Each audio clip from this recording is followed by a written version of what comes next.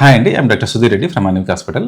So why young people are getting joint pains now days అనే topic గురించి explain చేస్తాను.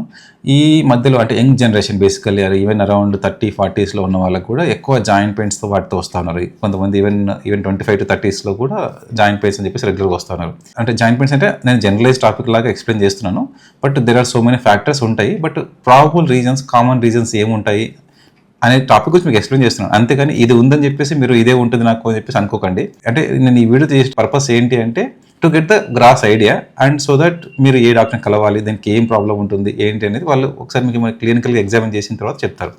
So what the probable reasons for joint pains అనే topic గురించి మనం ఇప్పుడు ఎక్స్ప్లెయిన్ చేస్తాను. ఓకే, అంటే జాయింట్ పెయిన్స్లో చాలా రకాలు ఉంటాయి. దీంట్లో స్మాల్ జాయింట్ ఇన్వాల్వ్మెంట్ అని, లార్జ్ జాయింట్ ఇన్వాల్వ్మెంట్ ఇట్లా చాలా రకాలు ఉంటాయి.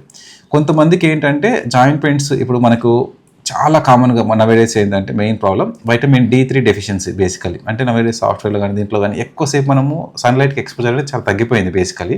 సో సన్లైట్కి ఎక్స్పోజ్ అవ్వడం తక్కువ అవడం వల్ల కూడా వీళ్ళకి ఏమవుతుంది అంటే మెయిన్గా calcium absorption from the body. Basically vitamin D అనేది డెఫిషియన్సీ వస్తుంటుంది. ఈ వైటమిన్ D డెఫిషియన్సీ వల్ల కూడా మల్టిపుల్ జాయింట్ పెయిన్స్ అనేవి కూడా స్టార్ట్ అవుతూ ఉంటాయి.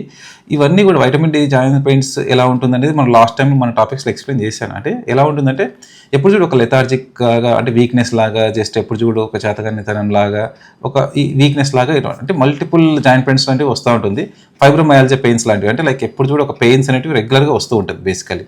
బట్ రెగ్యులర్గా ఉంటుందా కాదా అంటే కొన్ని రోజులు you will be very active, కొన్ని రోజులు you will be like suffering అనేది ఉంటుంది.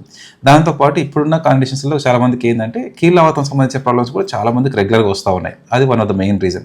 కొంతమందిలో ఇంకోటి ఏంటంటే ఈ కాల్షియం, మెగ్నీషియం ఈ డెఫిషియన్సీస్ కానీ B12 డెఫిషియన్సీస్ కూడా వన్ ఆఫ్ ద మెయిన్ రీజన్స్గా డెవలప్ అవుతూ ఉన్నాయి.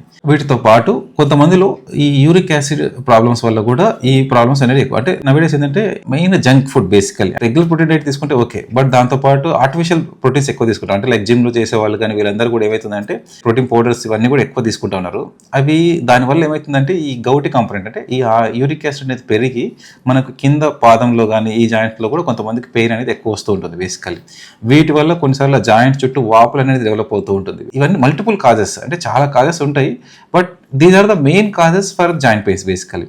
సో మీరు ఒక్కసారి జాయింట్ పెయిన్స్ ఎక్కువ రెగ్యులర్గా అంటే యంగ్ ఏజ్లో ఉండి సఫర్ అవుతున్నారు అంటే మీ దగ్గరలో ఉన్న ఆర్థోపెడిక్ కన్సల్ట్ అవ్వండి. Will guide you basically. Okay, thank you.